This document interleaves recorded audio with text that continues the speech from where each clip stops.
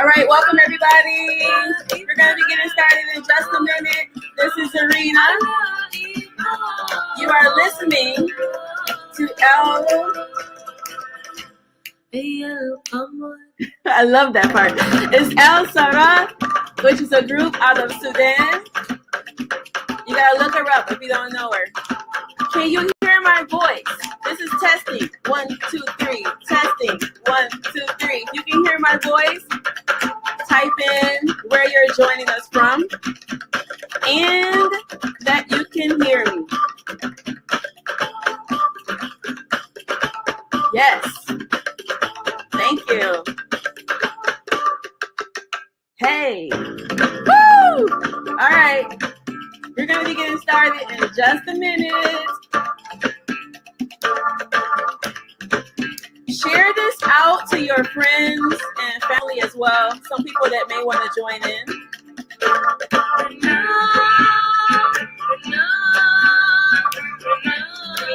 Okay, I see we have one person who can hear. Can the rest of you who are here right now, can you also hear me? Welcome everybody, come on in.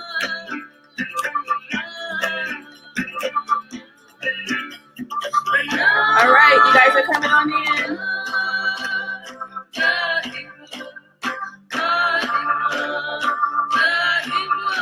Awesome.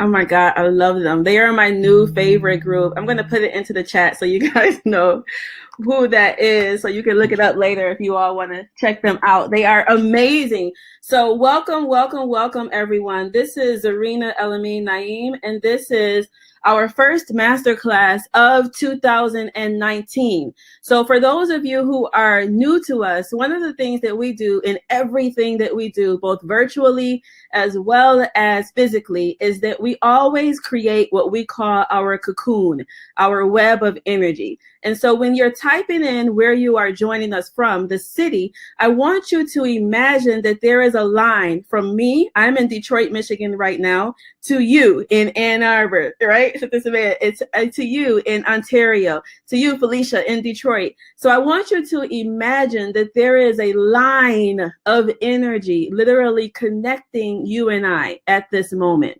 And just the same way that we believe that when I take my cell phone and I go to send an email from my phone to someone else who's all the way across the world, right, that message is going to get to them, we want to also have that same belief with our energetic connection right here, right, with our energetic connection right here. What you should see on the screen is my slides. If you can see that, you're good.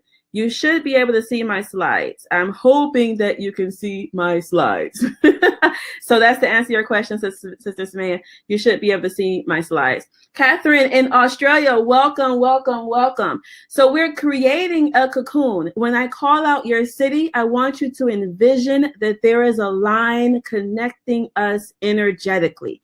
And as I mentioned, we believe in all of these other type of wireless connections, fax machines and sending everything else telepathically, right? So we also are going to be able to tap into the metaphysical world that says that you and I can be connected spiritually and energetically, whether or not we are in the same room. Is that okay? Can you guys go with me with that for the moment? Is that okay? All right. So Detroit, Ann Arbor, Ontario, Detroit again, and Adelaide, Australia. Awesome. Wonderful, wonderful, wonderful. Okay. Thank you all. Appreciate that. All right. So today is about enlivening your leadership. It's about reviving your spirit and making a global impact that really shakes up the world. My name is Zarinah El-Amin Naeem. I am an anthropologist. I am a transformative travel expert. I am a cultural presenter. I am a head rapologist. I've taken over 38 women around the world to Morocco, Indonesia, and Senegal. And so today you are in good hands. All right. You are definitely in good hands. But I'm excited because we have a blessed period of time right now where we get to dive deep into some subjects that not a lot of people, quite frankly, spend time on exploring. And we get to go into areas that are so important for not only us personally as women, as global women, as global leaders, but also areas that really contribute to our society. And so today I'm going to be sharing with you some of what I've learned over the last 17 years as an anthropologist and student of culture. All right, sound good? Wonderful. Good. Okay, great. All right. So before we get started, I want to know why you are here. What do you want to get out of today? Because you could be spending your time doing 1,000,001 different things, right? But why are you here with us today? What do you want to get out of it? So go ahead and type into the chat box one of the reasons why you are joining this masterclass today. And I should tell you that this is an interactive experience. And what I mean by that is that this is not where you're just going to sit back and passively listen to everything that Zarinah says and go and click off and say, wow, that was a great webinar. That was a great masterclass. You know, I want you to literally be a part of the learning here. You are contributing to what's going to be happening here collectively. And so for that, when I ask a question, I'm expecting that you're going to type in an answer. I'm expecting that even if you don't want to share at that moment, you don't feel like sharing, you want to be sort of passive, then I'm expecting that you're going to push past that and you are going to be an active participant.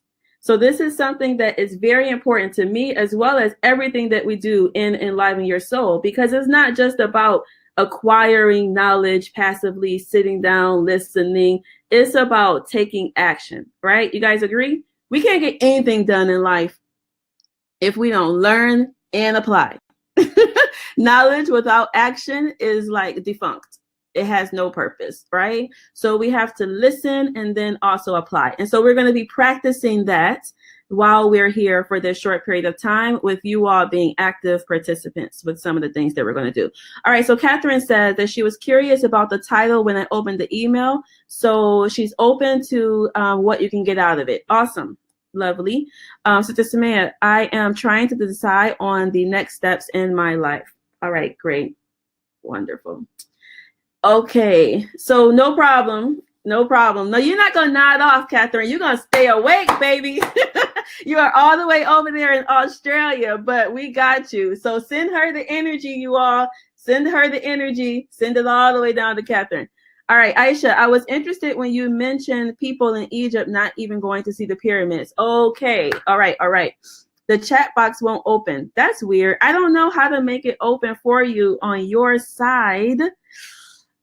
Is there a way? Oh, you got it. Okay, so I'm not going to really try to troubleshoot all of the technical issues. If you get kicked off or something, just come back in. Like, just reopen it or refresh the screen, or, you know, do whatever you need to do. All right, ready? Let's go. So thank you all for doing that, for sharing with me why you all are looking to get what you all want to get out of it today. So I want to begin with one of my favorite images of all time. This is hands down one of my favorite images. And the story that goes along with it is somewhat of an urban legend, really. I don't know if it's true. It really feels like an urban legend, but I still love it anyway. So as I mentioned, I'm an anthropologist, and so I read a lot of studies of other anthropologists and travelers and people who are connecting to the world. And so I came across this study of a man who was studying in Southern Africa, you know, down close to Zimbabwe, Botswana, you know, down in that area. And he was looking at the community life of an indigenous tribe. And at one moment, he's surrounded by a lot of kids. And he decided he was going to put together a race. And the prize for the race, whoever won the race, was going to get this big basket of goodies, like all these fruits and just sweets and stuff that people would want, right? So he lined up all the kids, had them all lined up on the road.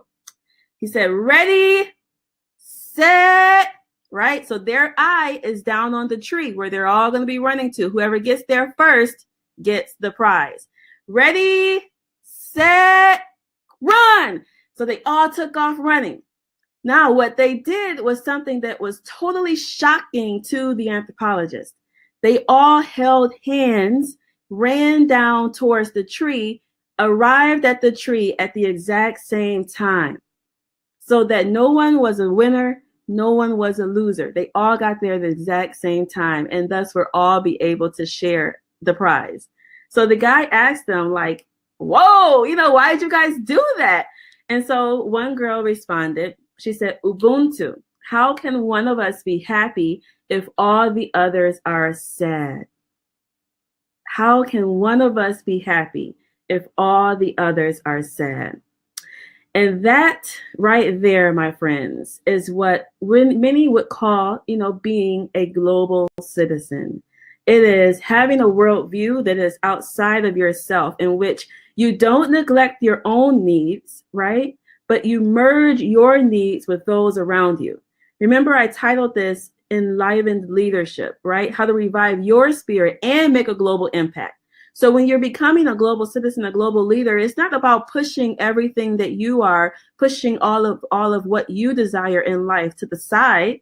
It is about bringing forward what you are looking to get out of life, as well as the needs of those around us.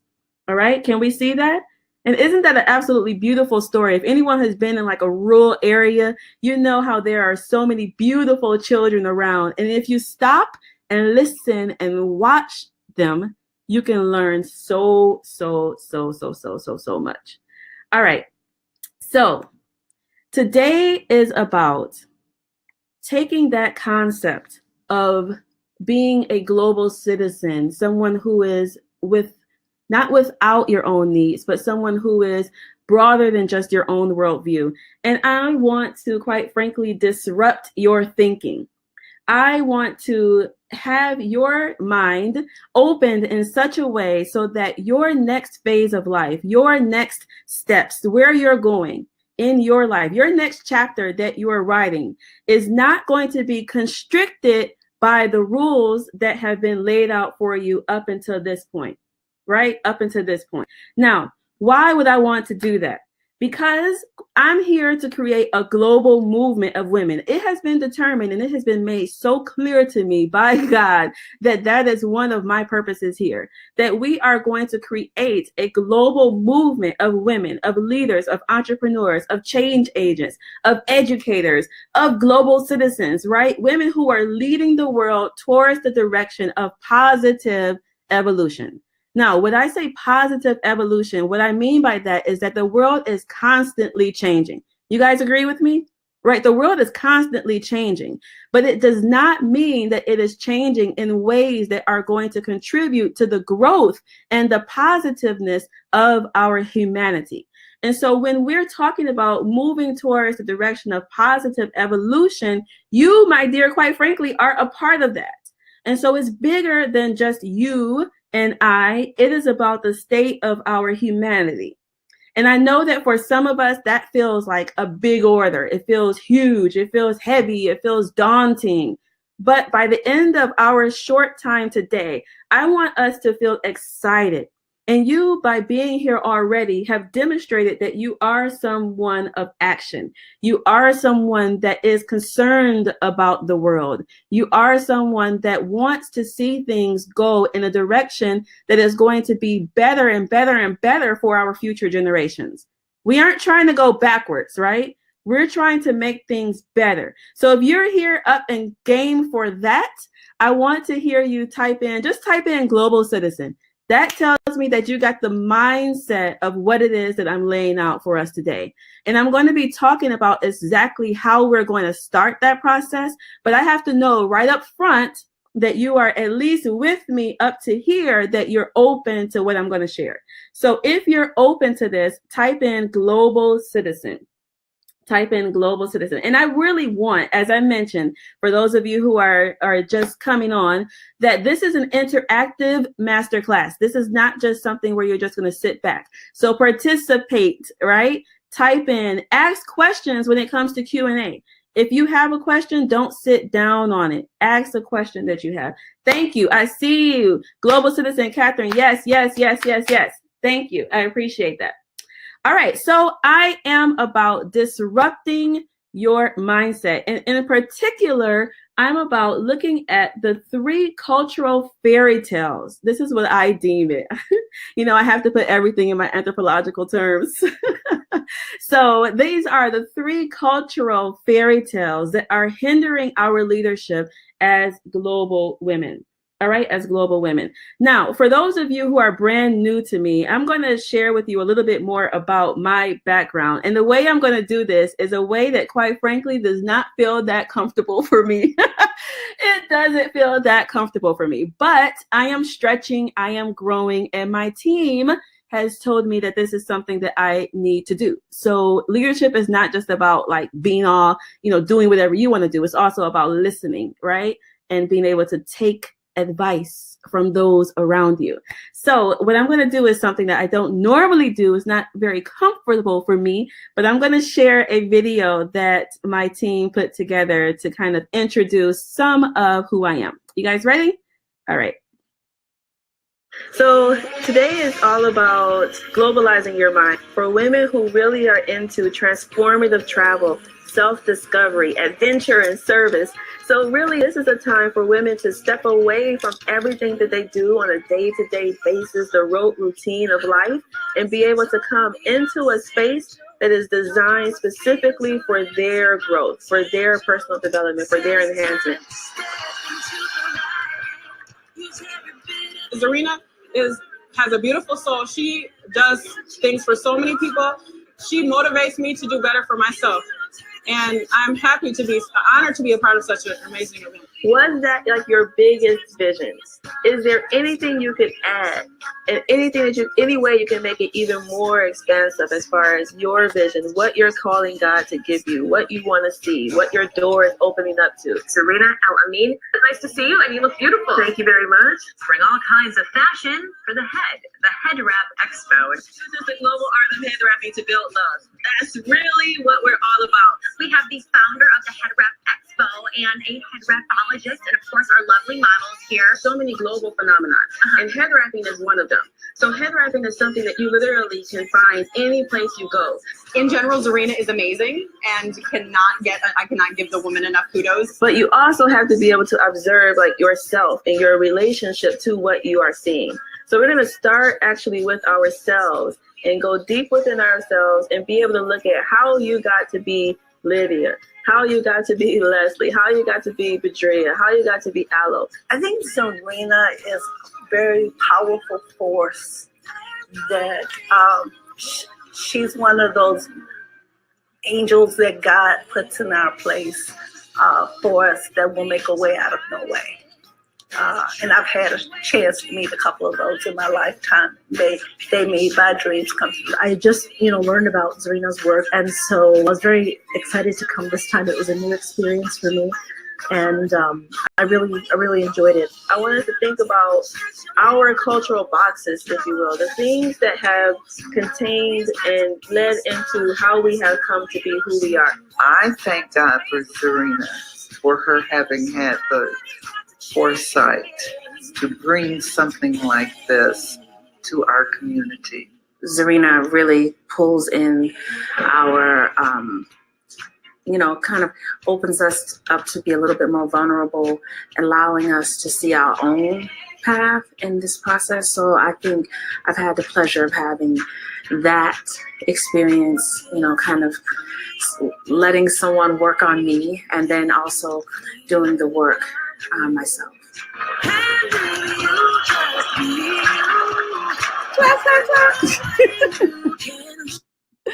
All right, so That always feels so weird for me, like sharing. But as a global leader, as someone who is stepping and constantly growing, we have to do some things sometimes that don't necessarily feel 100% comfortable for us. And so I did that because that's something that I have to stretch myself to share out, things that I've done, and my team has been really pushing me to do that. But you as well, while you're evolving into your next phase, there are going to be some things that you're going to do that may not feel 100% comfortable for you.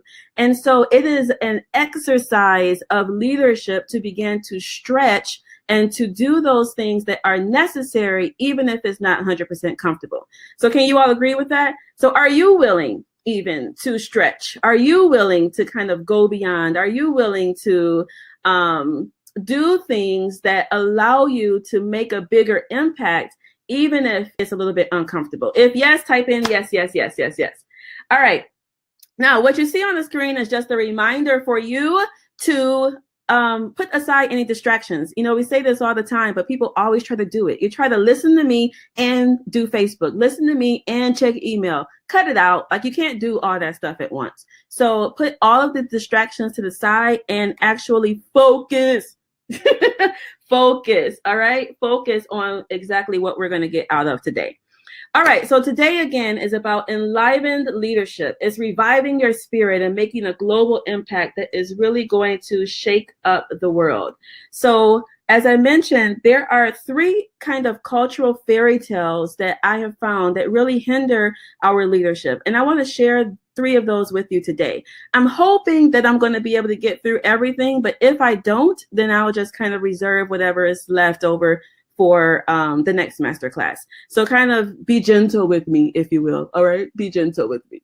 All right, so the 3 cultural fairy tales that hinder your leadership. And we're going to start with the cultural fairy tale number 1. All right, now, how many of you all have ever felt this way? Where you are buttoned up, perfect, everyone sees you as the epitome of success, right? They see you as someone that has everything going for you, right? But you literally feel like almost like a ticking bomb, like you are a walking just dynamite, where your spirit is not really connected to what it is that you're doing in your life at that moment, where you are living, but it's kind of just everything is not quite into place. And sometimes you know exactly why that feeling is there, but sometimes you can't even quite put your finger on exactly what's missing, because you have your house, you have, the income, you have the car, you have food, right? You have everything that you need, quote unquote, need in order to be happy, but there is something that's missing.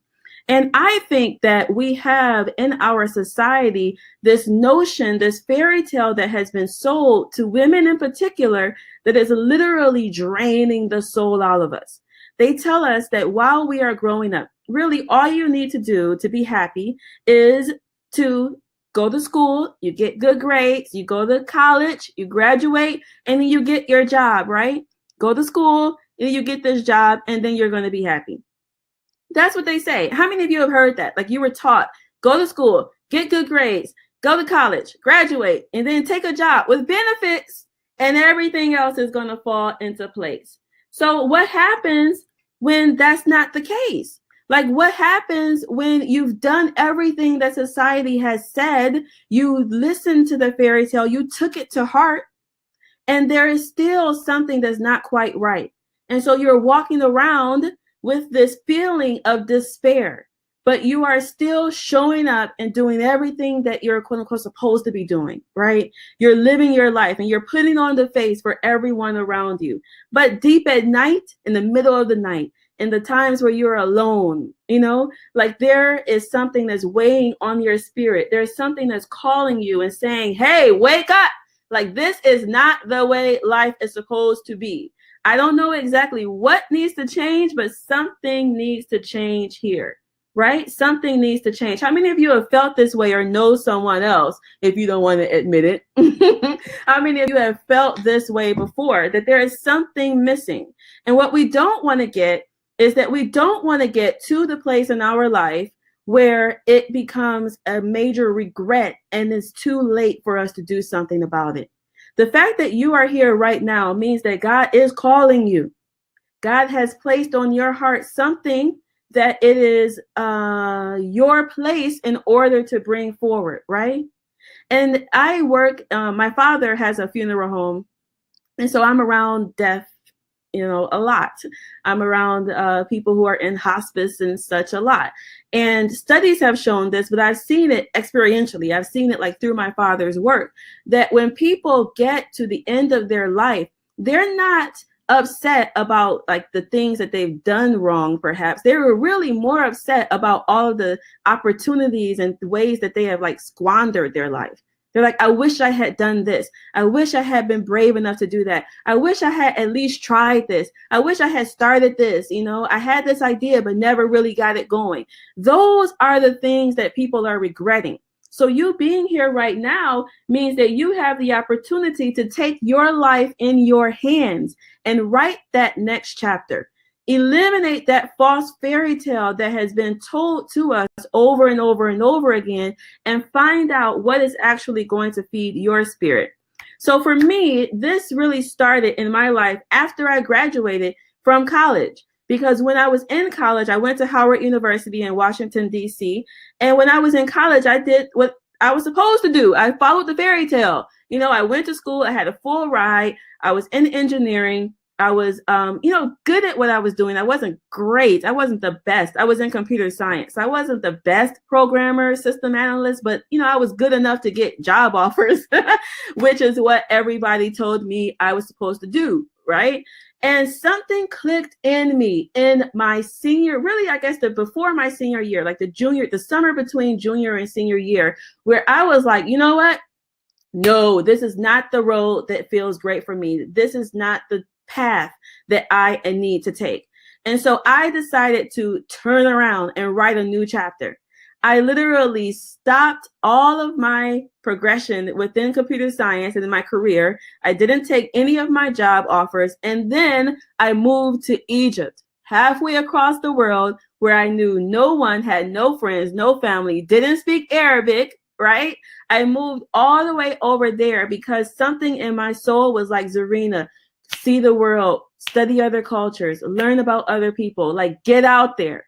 And even though it wasn't popular, I said, I have to do it for myself. And this decision, while everybody thought I was crazy, stupid to turn down so much money and become a teacher, right? Like teaching is the most lucrative field in the world. Not right now, it's not. I wish it does become that. But right now it's still not. So everyone thought that my decision wasn't the best thing for me. But that decision literally opened up my entire world. It set me on the path to where I am today. And what I found is that doing things that are sometimes against the grain, but in congruence with your own spirit. So those are the things that really make the biggest leaps in your life. And when I say against the grain, not against your own grain, but against the grain of society, but are in congruence with your own spirit, those are where you're going to make the biggest leaps in your life. And so after Egypt, I went on to work in Sierra Leone, West Africa. My job was to work immediately after the war. So the war is happening in Sierra Leone. I'll tell you guys about that another day. But the war was happening in Sierra Leone. My job was to come in and revamp our field office that was there. And so you can imagine like the state of a society that just finished their civil war, right? You can imagine what the world looked like from that lens, right? It was literally the poorest country in the world, according to the United Nations at that time. So these are some of the things that have contributed to what I'm teaching and what I'm sharing with you today, how we're building this global movement of global citizens and women who are making an impact. These are some of the experiences that have led to where I'm hoping to take you, right? And so I noticed that for me, making those decisions changed my life. Now, sometimes you can make a decision and get on the trajectory, but then sometimes you can kind of slip back. And I want to share with you a little bit about how I slipped back. So this is my family. These are my 3 kids. That's my husband, El-Amin. And another quote kind of fairy tale that came in that affected my life is that, you know, when you get married, right? How many of us have kind of put ourselves to the side when you got married? Those of you who are married or who have known married friends, you know, you may have seen that before. And so I had this whole international life that was lighting me up. But when I got married, my husband was doing his doctorate in psychology. I literally put my whole life on hold and came and lived and settled in Kalamazoo, Michigan, a little small town, college town in Michigan. That was one of the stupidest things that I ever did in my life, where I thought that my marriage meant that I had to change really a part of who I was, that I couldn't have a successful marriage with me being the way I was traveling and doing all of those things. And so sometimes you can be on a trajectory, but you can allow cultural fairy tales once again. What society tells you is the way that you need to live and act and do your life. You can allow those to sometimes derail you. And that's what I did at this period of my life. So I had the children. I had what everybody thought looked great on the outside. But on the inside, I was literally like dying. I was like, oh my God, I have got to get back into doing Zarinah. I have got to get back to stuff that Zarinah loves. I have got to get back to me. You know what I mean? And I couldn't allow myself to just keep living like this happy-go-lucky face when really inside I knew that there was something missing. And so it went on for a while. You know, I was working in Kalamazoo. I was in charge of this great project called the Race Project, where I'm bringing together people of different ethnic groups and talking about racism and all of that. You know, I'm doing amazing stuff, right? It's great for everybody else. But it was something that was missing for me. And so part of this big myth is that this professional success, what they tell us, you know, professional success means that you're going to be happy and satisfied. If you're professionally successful, you're going to be happy and satisfied. And this cultural myth, this fairy tale that they're telling us is literally killing us. And so for me, I was like, I had to break out. So you saw some of this in the video. I decided that I was going to start doing the things that I was passionate about. Head wrapping was one of them. You know, I led a big movement around head wrapping, but not just for the beauty of the scarves, but in a way that did what I do as an anthropologist on connecting different cultures. So I would bring together the Sikh Indians, the Muslims, the Christians, the Orthodox Jews, right? The Rastafarians, everybody who wears a head wrap or a turban or something. At some point, I brought together all of these different groups together. So I put my personal spin on this global art, right? And so what I'm sharing with you right now is not just so that you see what Zarinah has done, but I do want you to know me better, right? But it's also for you to be able to get some ideas about ways that you can combine your leadership with the skills and passionate things that you are passionate about, right? So another thing was that traveling. I love to travel. I stopped for so many years. Then I said, okay, I want to get back to traveling. I did some stuff for myself. And then I was like, I want to be able to bring this experience to other women. So I see Julie, who just came on. Julie's coming, and Sister Samaya. So they're both coming to Morocco with us in April, right? And so for me, it was like, how can I bring the joy of transformative travel to other women so that they too can experience what I have been blessed to experience? So this is a group that I took to Senegal. And I'm laughing at Rima's face on the side with her open mouth. But that's the way you feel like when you're living life fully, right? When you're really doing things and you're enlivened, you get that sense of happiness. And that's what I wanted for myself. That's what I want for you. So this is the last group that we took to Morocco. And it was absolutely a beautiful experience. Now, if I hadn't started doing those things again, I could tell you that I probably would be in some type of little depression, quite frankly, because I was doing so much community work here in Michigan, but literally I was dying. And so what I'm hoping for you is that you get out of whatever it is that is your fairy tale that you have been holding on to, or how culture has affected you, and you need to get out of it. So part of your homework for today, if you have a piece of paper and a pencil, write this down. I'm hoping that you have some paper. I had a client the other day that I think it was his second session, and he was like, okay, are you taking notes? And I was like, I'm taking notes for me, but you got to take your own notes, right? Like, this is your life. Don't expect anybody else to be able to affect your life without you taking some action. So take notes, right? Take notes. So I want you to think about, what is your fairy tale story?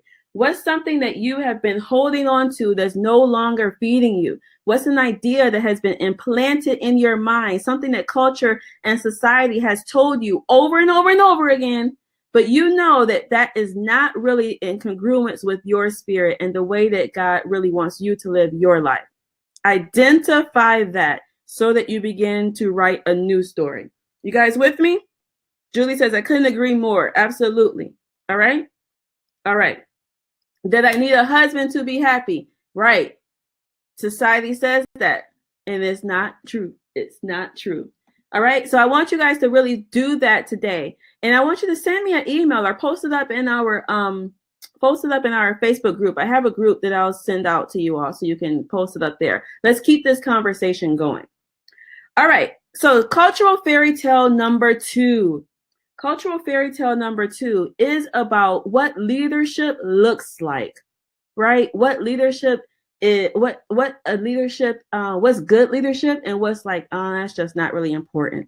So what people often say is that leaders, are all famous people, and they're like big time people, they're big organizations and such.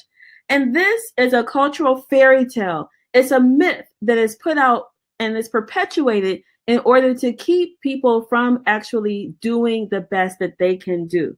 So what we see, like when we see the Global Citizen Festival, when we see big things happening, we see like Michelle Obama, which is amazing, right? I don't have anything against Michelle Obama, but we don't have to be a Michelle Obama or Oprah in order to make an impact in the world.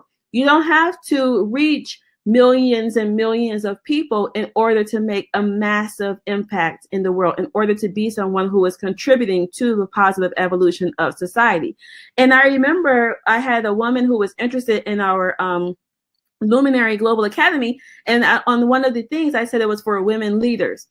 And do you know that it piqued her interest, but then she didn't actually come to one of the, I had a event that was happening called Globalize Your Mind. She didn't come to the event because she felt like she wasn't a leader. And I was like, everyone is a leader. We all have leadership within us. It's about bringing it out. So our society has put this message and kind of put the face on what they think leaders look like. And you got to break out of that for you. Understand that your message, your skills, your gifts, what you have, who you are is special. And it can contribute to the positive evolution of our society.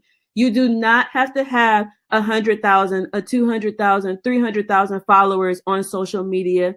You do not have to have 1,000,001 people on your email list in order for you to be someone who is valuable, someone who is contributing. You are enough. So we have got to break out of this fairy tale of thinking that leadership looks a certain way, that you have to be a big organization in order to make things happen. Because a lot of times the big organizations are dropping the ball. They are doing things in the wrong way. Here's an example.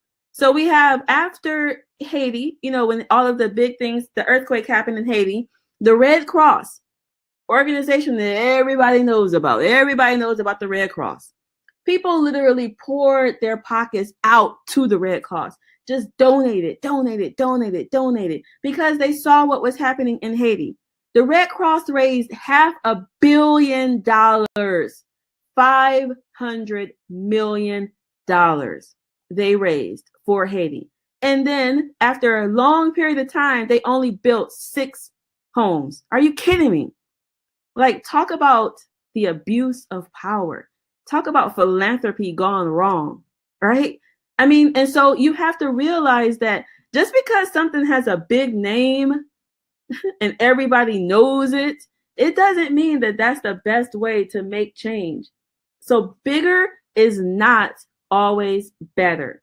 Bigger is not always better. Now, here's an example from us. Because for a while, I didn't really share everything that I did because I was like, oh, it's just a little nonprofit, you know, da, da, da.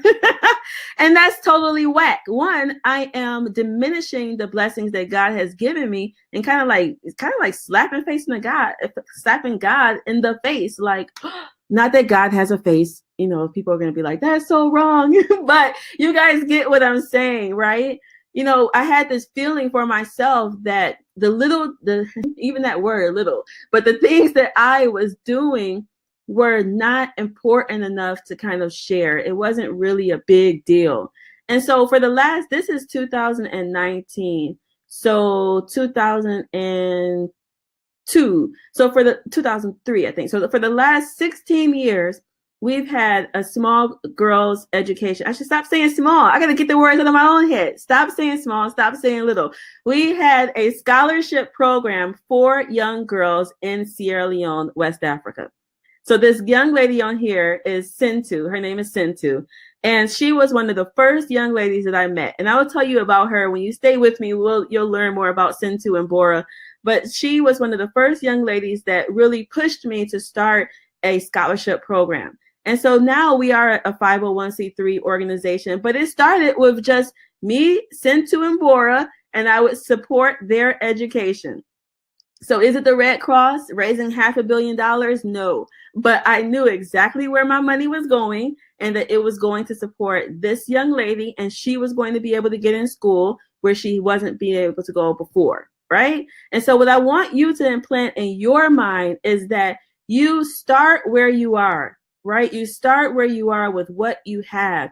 Don't feel like in order to make a global impact, you have to have a big name, right? You have to have a big following. It's simply not true. And yes, Sister Samaya, who's here as well, she says her school, she has a school in Pakistan that she started called the Satara Institute. And so it is an example of her being passionate about something and then doing something about it, right? It's not like she just sat there and just said, oh, I'm just going to, you know, I have this feeling I want to do something for education, but just going to let it be a feeling for this year and next year and the year after that and the year after that. Like at some point, you got to actually put some action behind the things that you're feeling called to. So this was our stuff. And in Sierra Leone, I did a dream party for the girls. Now, is it Oprah's big school that she has? That's, you know, this big school where she's pouring hundreds of thousands of dollars into each girl? No. But the dream party that we did with them opened their minds to the possibilities of what they could become. It gave them the permission at that moment to see that they could do whatever it is that they want to do in life. So was it 1 million people? No, I think it was like 8 girls and their guardians there, right? But did it make an impact? Absolutely. It made an impact. So bigger is not always better. Now, we always do some type of service, and everything that Enliven Your Soul does with our global movement. When we go to Morocco, when we go to Senegal, this is us in Senegal, we always try to do some type of lasting service project. Something where we are giving back, right, to the society that we're learning so much from. So this year, we're going to Morocco, Tanzania, and Japan. And in every single one of those locations, we are connecting with not the Red Cross, but we're connecting with small organizations that are really making an impact. All right. So for those of you who are saying that, okay, well, I have to have an organization, please don't take that from what I'm saying. You do not have to start your own organization. All you have to do is be passionate about something and get up and do something about it. Whether that is donating to another organization or giving your time to another organization or volunteering, right? So you don't have to start a big organization or a small organization. You just have to be passionate about it and you want to do something. So I'm going to ask you right now, like, where do you want to shine your light? Right? Maybe it's economic equality, racial equality, health, poverty, hunger, youth development, senior care, right? Maybe education. Where do you want to shine your light? What is something that is weighing on you where when you look at it, when you hear about it, it's like, oh my God, someone needs to do something about that. someone needs to do, or maybe you are that someone. What is it that you feel called to do? And notice that any of these areas, right? Any of these areas are big enough that if you just focused on one even small subset of one of these areas, you would be making a major impact in the world. Do you agree with me? Do you agree with me? And maybe shout out from here right now. I want to know, what is something that you are passionate about? What is something? Animal rights, mental health, maybe languages, food, micro business loans, right? The environment, prison reform, protecting sharks, protecting the bees. Like, what is something that you are passionate about? Where is an area that you want to shine your light? All right, where's an area that you want to shine your light? Because quite frankly, the frustrations that you feel are God calling you. It is God saying that, hey, it is time for you to do something. You don't have to know everything. You don't have to know how you're going to shake up the world, but it's time for you to do something. So type in, we got women's empowerment and education and languages. Languages right now, we're finding that so many indigenous languages are going extinct, which means that that cultural environment is also going to be erased. So languages are super, super, super important. Patricia, education, providing quality education to children. Amazing. Awesome. All right. What about the rest of you? This is interactive. I want to hear from you. Type in, right? I'm giving you, I want you to give back to me. This is one of the ways that you can give back to me, is by typing in when I ask you a question. So what is something else that you are passionate about? All right. So I want to return back to this notion of Ubuntu for a second. And I want to bring in one of the most famous leaders, right? Someone who people might say, well, I'm not Nelson Mandela, so I can't be a really big leader. But he is indeed an inspiration to so many, right? Now, I want to bring it back because how he explains the concept of Ubuntu. If you don't remember what I mentioned earlier, when the young lady who was in the race, when they all ran down and collectively won the prize, he asked her, why did you all do that? And she said, Ubuntu. How can one of us be sad? How can one of us be happy how can any of us be happy when one of us is sad? So there's an American company called Linux that actually took that word Ubuntu and created a whole software about it. All right, so I want to play a short video from Nelson Mandela.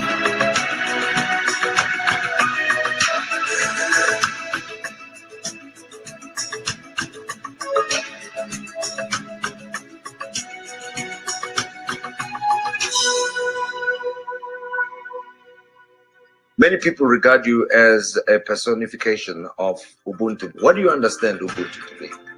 In the old days when we were young, a traveler through a country would stop at a village and he didn't have to ask for food or for water. Once he stops, the people give him food, entertain him. That is one aspect of Ubuntu, but it will have various aspects.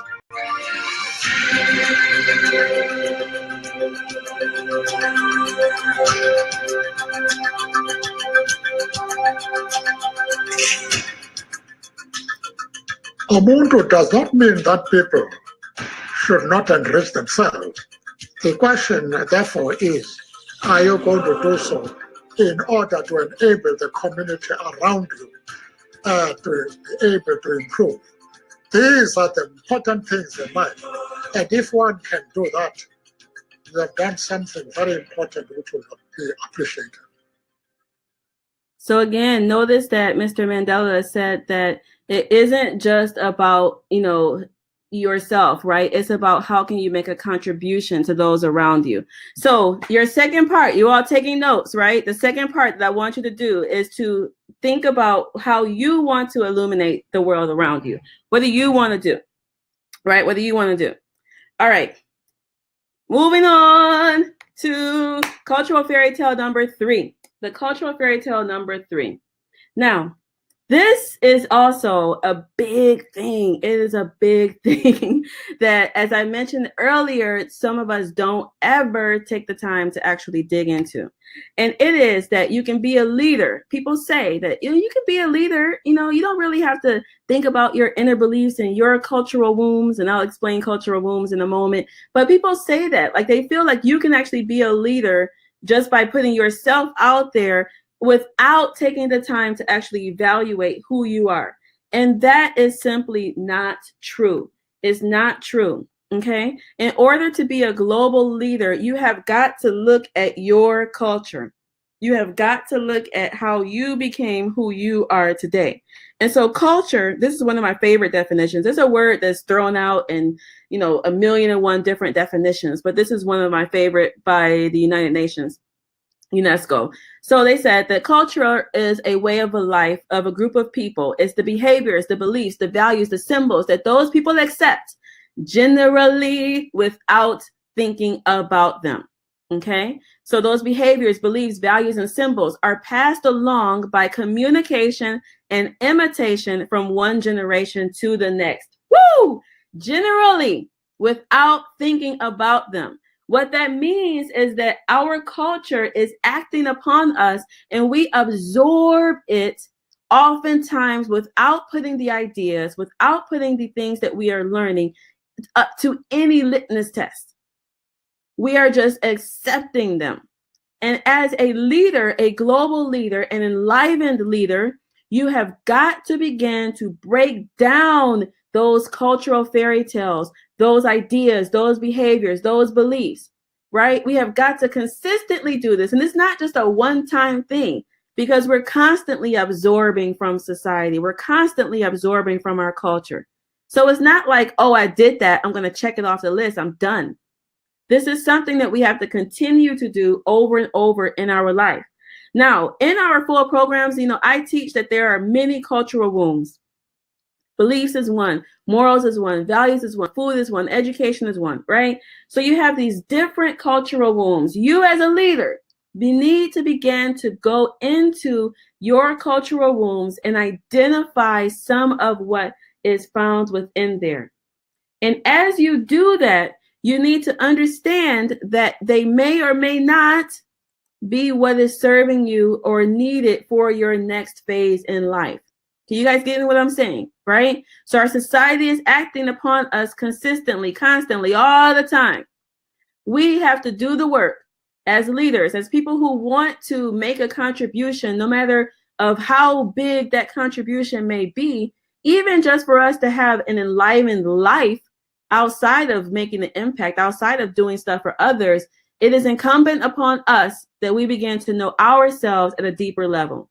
And part of that is knowing your cultural wombs, reverencing the wombs that bore you. This comes from a Quranic phrase which says to reverence the wombs that bore you.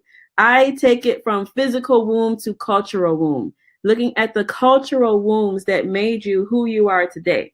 And it's one technique that I'm going to end on today, where if you take this one technique and begin to consistently employ it as you're going through your life, it will make you a better human being, point blank. All right. And that technique is called shape shifting. It's called shape shifting. How many of you have heard about this phrase? Because it's funny, when I put it out to some people, they have very negative ideas about what shape shifting was. Someone said, that sounds like an evil snake. That's not the type of shape shifting that I'm talking about, right? I want you to become a master shape shifter, actually. I want you to begin to look at what's on the surface and go deeper. So in the old days, or I should say in like ancient folkloric practices, shape shifting was the practice of being able to take the shape of another being.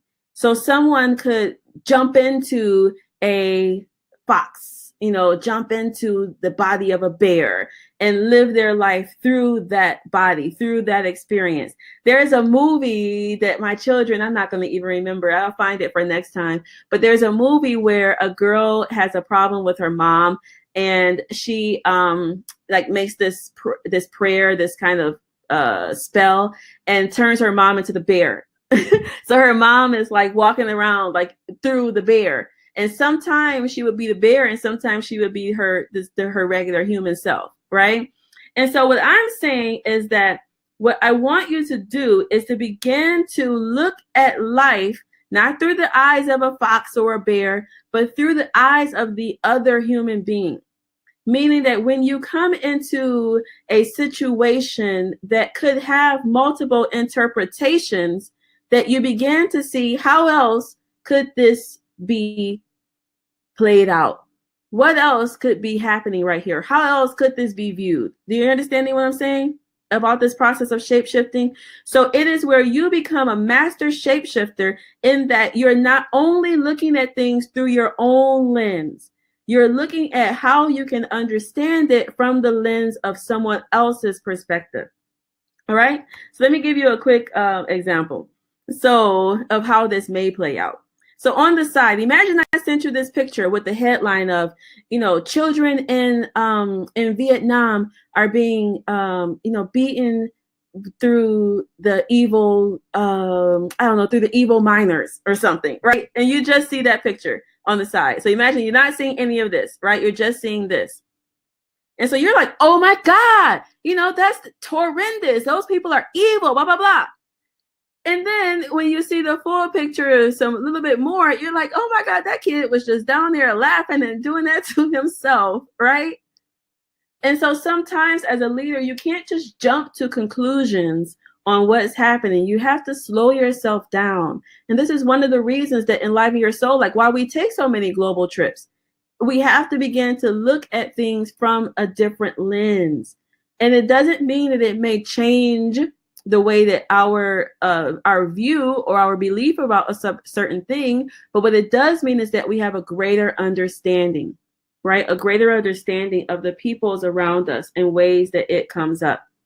So here is another example that came up. Did you guys see this? It was on Facebook like maybe a couple of years ago. It was all over the place. There was this dress. And I wonder what color what color is the dress? What color do you all see it as? What color do you see the dress? Because this came up over and over and over on Facebook. It was like, it went viral because someone posted this dress and I said that it was blue and black, right? Some people posted the dress.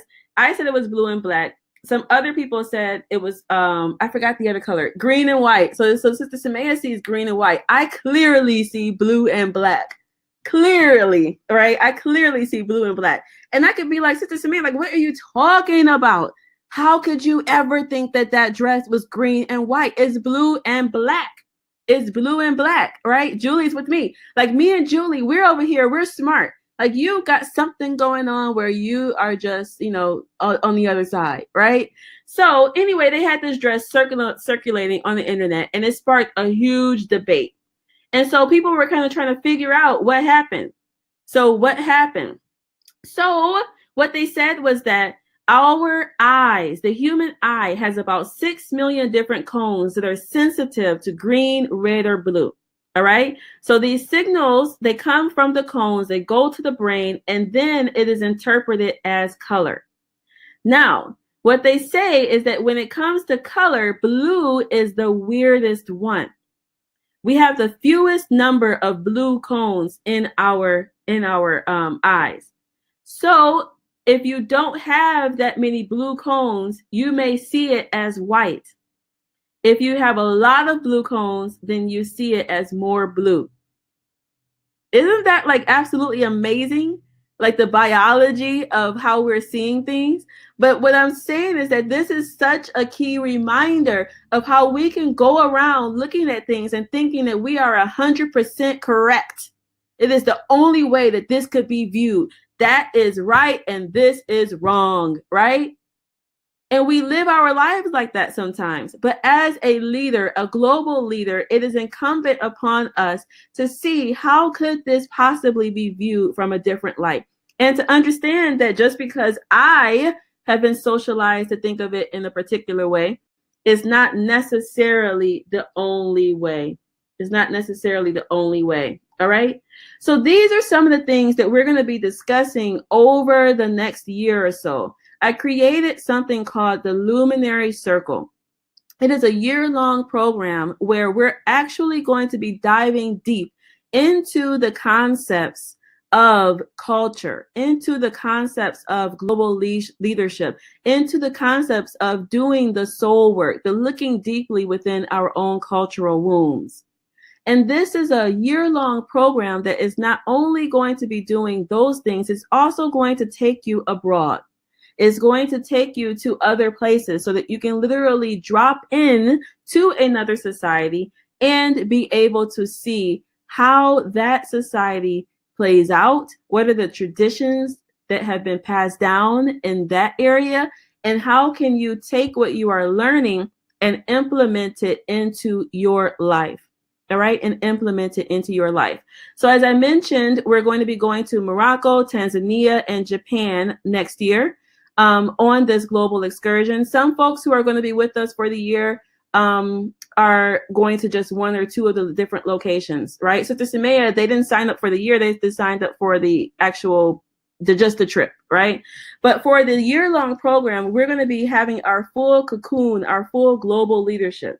And so I wanted to invite you, for those of you who are interested in going to that next step in your phase, in your life, and you want mentorship, you want to connect with other women who are doing the same thing, I'm going to ask you, like, are you up for it? Are you up for doing the work? Are you up for stretching? Are you up for exploring these big ideas, right? Because some of us may feel like this, right? Like some different light bulbs have gone off during this presentation, during this short time that we've been together right now. But it's like, oh my God, like what exactly am I going to do with all this information? So the light bulb went off. You actually grabbed the light, right? But you're not still quite sure how to use it fully. And I understand that these are big ideas and there's a lot going forward. So this is why, one of the reasons why we don't try to squeeze these things down. You can't really make a huge shift in your life in like a day. You know, of course your mind can be open, but it takes you time to think, takes you time to reflect, takes you time to take action and then come back and see how it worked or how you may want to tweak it for the next time. You understand? You understand? So our Leadership Academy is a 12-month global leadership academy of self-discovery, transformative travel, and service, right? Where you're going to learn and network with a diverse group of women visionaries who are ready to make an impact in the world. So I'm going to share with you the video of it right now, and then we're going to open up for a Q&A. Can you feel it? There's something in the air, something calling us to a greater human experience, a tug on our souls saying it's time to live bolder, brighter, and more connected to the world. And at the same time, it's time for us to live deeply connected to our soul and our passions and our truths. I believe that we are at a critical time in our lives, a time of rebirth and redesign. And as an anthropologist and student of culture, I often relate this to a walkabout. It's an Australian Aboriginal coming-of-age practice where a young man will leave home and set off on a solo journey of self-discovery and personal growth. And right now, I feel like we women luminaries are on the verge of our own walkabouts. But we may or may not have the full blessing of the village. We seemingly have it all to those around us, and they may not understand this deep internal drive to see the world, study other cultures, and explore the big questions in life. You know, questions about humanity, spirituality, morality, history. This time, we have to give ourselves the permission to grow. My name is Zarinah El-Amin Naeem. I'm an anthropologist, and I created the Luminary Circle. We are a supportive village of diverse women who are ready to travel and study the world, deepen our relationship skills, and connect to our souls through adventure and service. A luminary is a light, and in our Luminary Circle Global Leadership Academy, over the span of a year, you'll have the opportunity to connect with transformational world leaders and be supported along with your personal journey as a woman of the world, a global citizen. We want to feed your bright sense of curiosity and really help you to integrate what you learn into your business, your work, and your life. You'll travel with me and exceptional guides to cultural hotspots of the world. You'll be able to go to places well beyond the resort and step into the richness of the country.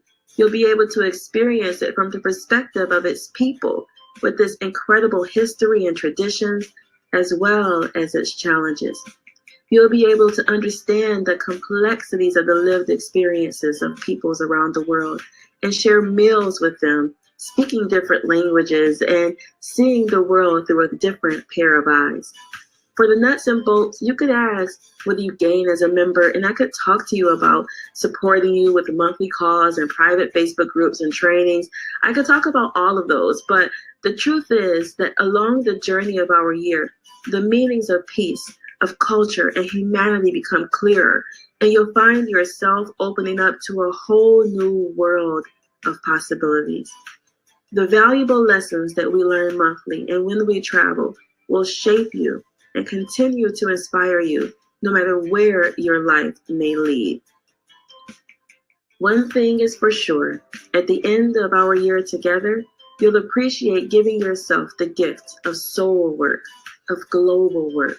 So I invite you to apply, to stretch, do something different, become a luminary, and let's be on this journey together. Let me support you on becoming a global citizen, learning about the world and connecting to your soul.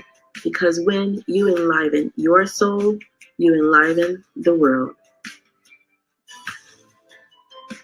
So that's our program coming up for next year. And so for this year, and for those of you who are interested in joining right now, go to enlivenyoursoul.com/luminary and you can apply. And it is an application because not everyone is a luminary yet. I'll say it that way. But you can understand that it's a special type of environment that requires a special type of person. And the fact that you are here probably means that you are that type of mind that is open, that is caring, that is willing to stretch, and so I would invite you to apply. All right, so I'm going to open this up for Q&A on anything that we have discussed so far, any of the fairy tales that have come up, or if you would like to share any of the quote-unquote homework that I gave you on thinking about how you want to illuminate, thinking about a fairy tale that you need to break in your life, thinking about perhaps how Ubuntu can play out in your life. So I have set aside 22 more minutes to be able to answer any questions or support you in any way. And if you have a question about something else, use this time. Quite frankly, people pay me a lot of money just to sit down and talk to me. So you have me for 22 minutes right now where we can support you and help you move whatever it is that it needs to in your life. And for Sister Sumaya, I see you. And yes, some of us may not be able to take the full opportunity right now, but you make an intention for yourself. And honestly, if you feel called to do it, sometimes I have stretched beyond where I thought was even possible because I made the intention.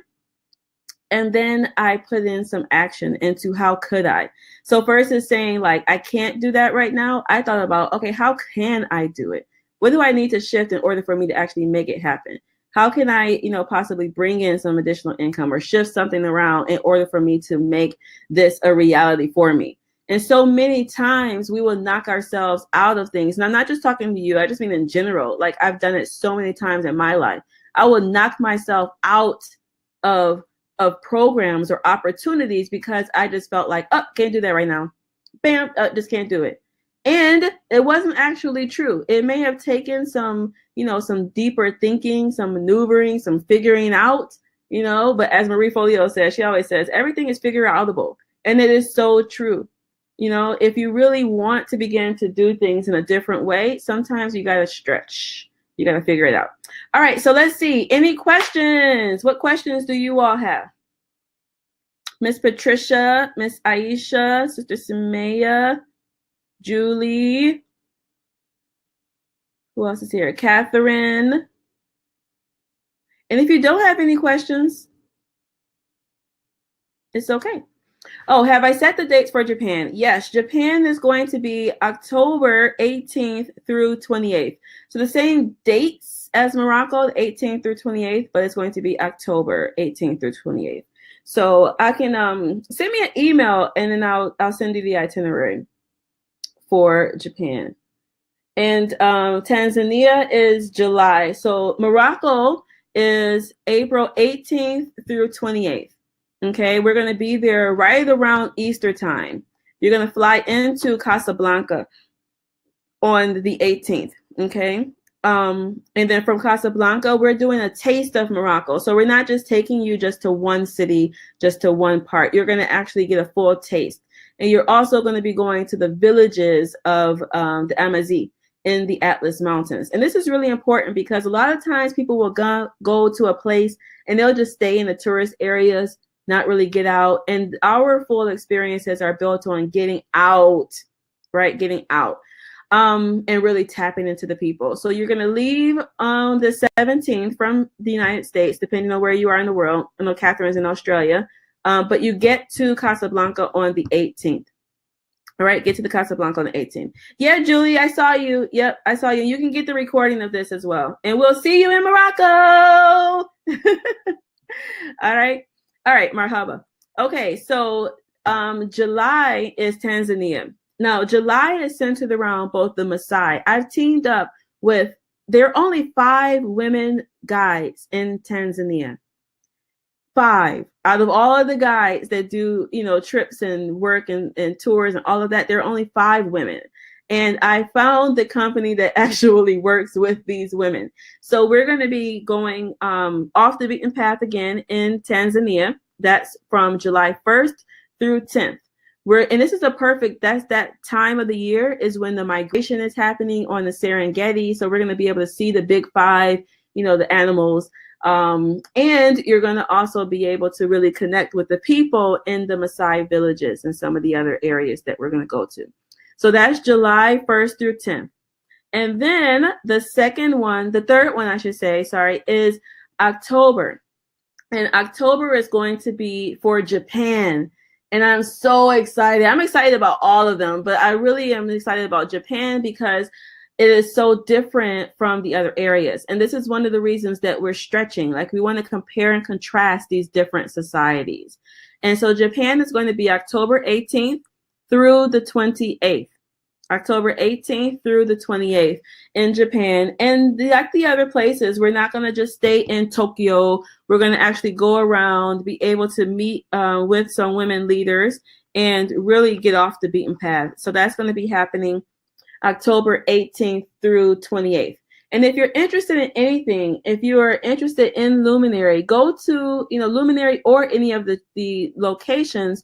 Go and apply so that you can start the process of connecting with me and I can talk to you about the possibilities.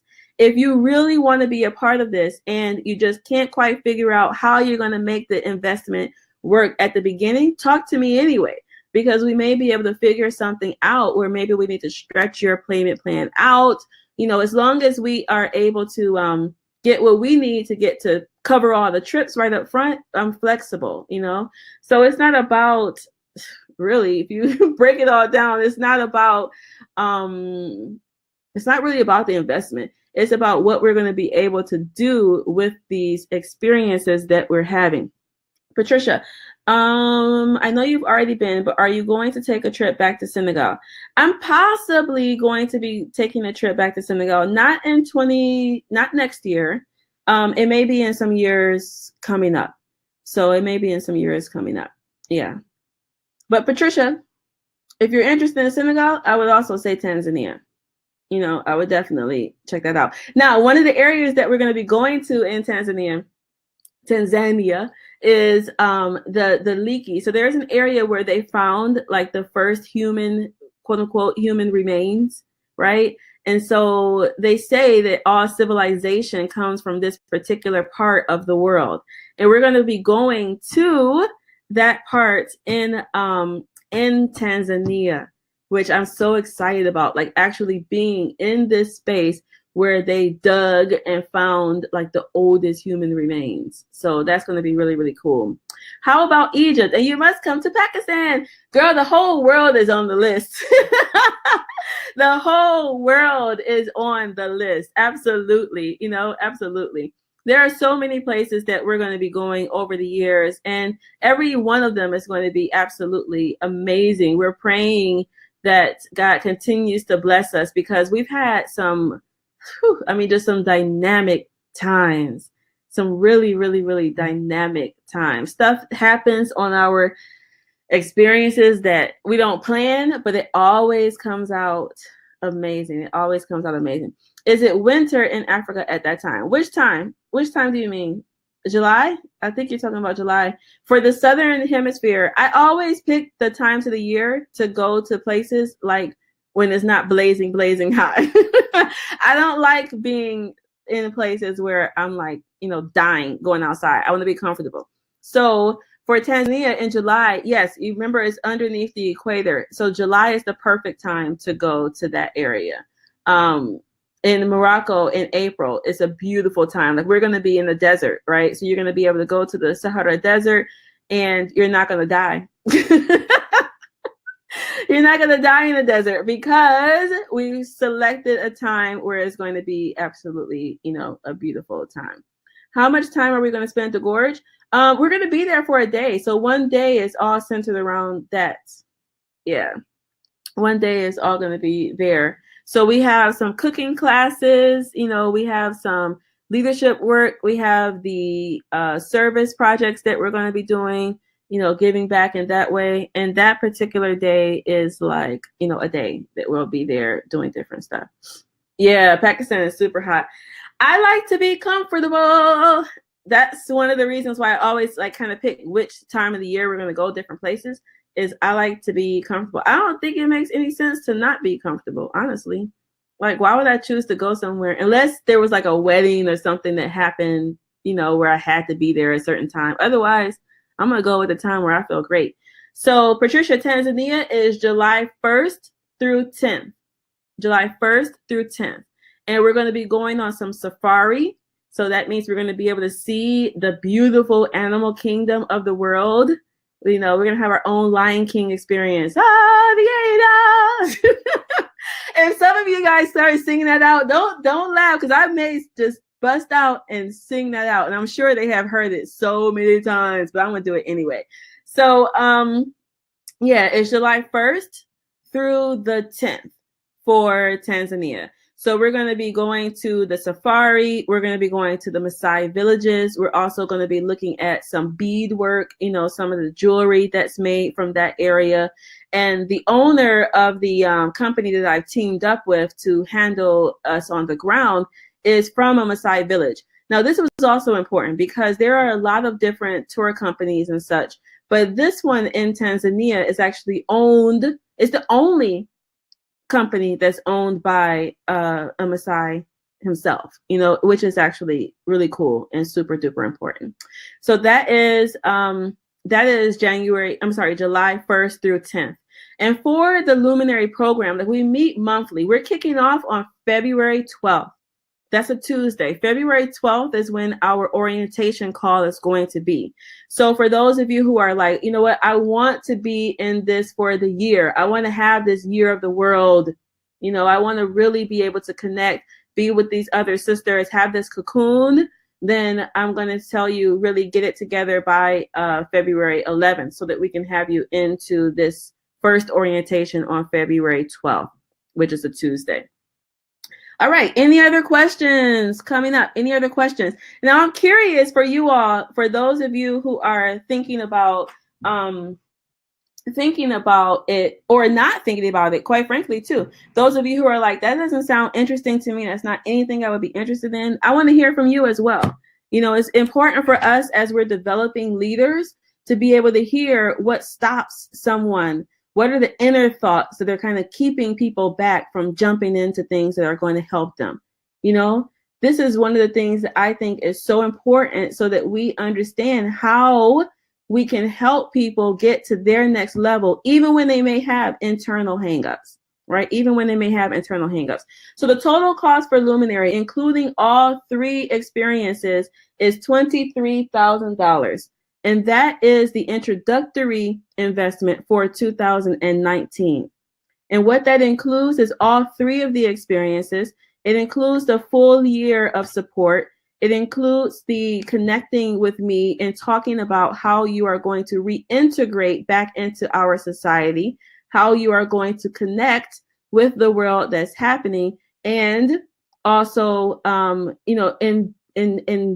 what is it? I can't think of the word right now, but like imbue that into your own leadership. Because it's not just about taking a vacation. Okay, let me say that. It's not just about taking a vacation. It's about connecting with the world, learning about the world, and also implementing what you learn into your life, right? Implementing what you learn into your life. So for those who are up and you're really like at the place where you know you want to do some things, right? Like you know you want some support, then this is for you. Wayakum, you're ready. You're welcome. So, and I have to tell you that some of the ladies who have joined, like it's been amazing for me to see the caliber of women that are stepping up and saying yes to themselves.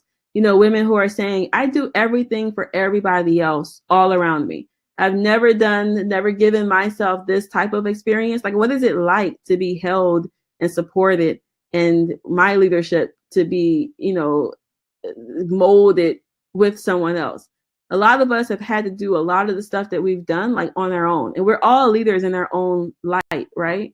A lot of us usually have to do stuff all on our own, and being in this type of space, this cocoon where we can connect and grow and learn is some people haven't never had that before. You know, they haven't really had someone else to be able to support them.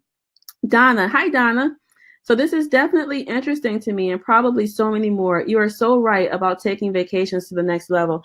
This, you're true, Donna. This is about transformative travel. Transformative travel. So you can travel. Like I have a friend that goes to where'd she go? Mexico. She goes to this resort in Mexico every year, right? And that's absolutely great. It's great. I'm not knocking it at all. But she never goes off of the resort. Like she's only on the resort. She's never met with any, Mexicans outside, doesn't get a real authentic experience because she's only on the resort the whole time. Now, for us, like I told you, I like luxury and I like comfort. So I'm always going to make sure that I'm, in comfort. But this is not just about sitting on the beach for 7 days or 8 days or 9 days, right? This is actually about connecting with the people, learning about how they do life. And for that, you have to leave the resort, okay? It's beyond the resort. It is. It's beyond the resort. We don't stay in the hotel all day and just sit around. Nope, that's not it. So we go out. We do cooking classes, not like at the fancy restaurant down, in our hotel. We're actually going out and cooking with the locals, right? That's the type of experiences that we have. So yeah, it's taking vacations to the whole next level. It is transformative travel. Transformative travel. All right. Any other questions? And what's coming up for you? Like for you, Donna, like what's coming up for you? Have you ever invested in yourself at this level? Have you ever like stretched and really done something that kind of made you a little bit afraid? How many of you feel like nervous, afraid about stepping into this type of opportunity? For some, travel is nerve-wracking. For some, kind of stretching out and doing stuff, like you start to feel some slight anxiety inside, like what if it's not what I think it's going to be? Or, what if I end up, wasting my money? Or what if I don't like Zarinah? What if I really don't like her? I think I like her right now, but what if I really don't like her? You know what I mean? Like you get different thoughts that come into yourself. And I'll tell you that it's important for you to kind of work through thoughts and figure out, is this something that's just trying to block me? Because your subconscious will do that. It will try to keep you on the same level that you've been comfortable at. And so when you start to stretch and enhance your leadership and go to the next levels, there are going to be some uncomfortable times that come. It's just a natural part of the process. Not everything is going to feel 100% comfortable, right? But you should know in your soul, like, yeah, this is something I want to do. I was talking to a lady yesterday that found me because someone forwarded her one of my messages. And so then she went through and she had a session with me yesterday. And so she was like, I just knew, like, we had a whole call. By the end of this call, I never talked to this lady before. By the end of this call, we were both like, love you, when we hung up the phone, right? Because she knew in her spirit that what I had to offer was going to help her get to the next level. She knew that this called to her, and she wasn't going to allow anything to stop her from having the experience. And so I want that same type of conviction for you. I want you to make a decision for yourself.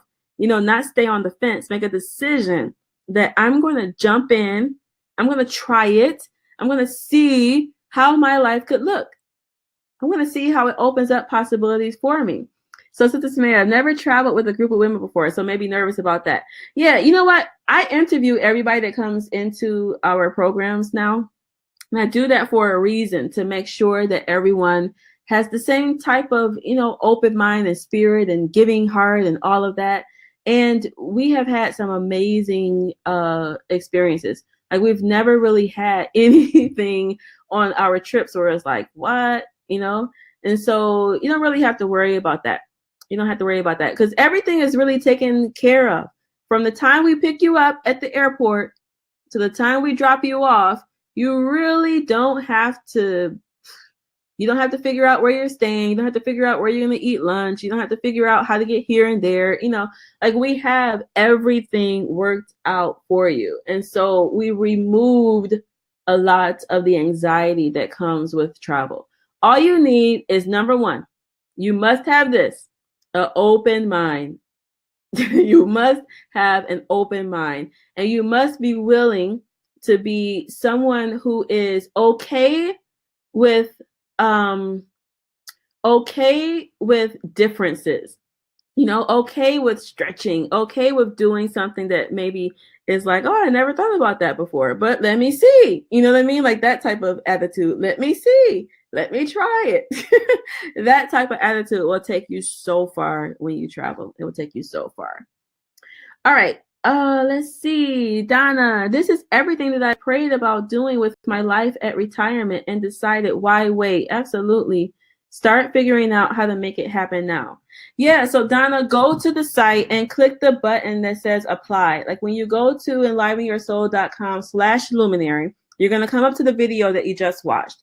There's a button down there. Click that button and it's going to take you to the page that has all the information on Luminary. Okay. Click the apply.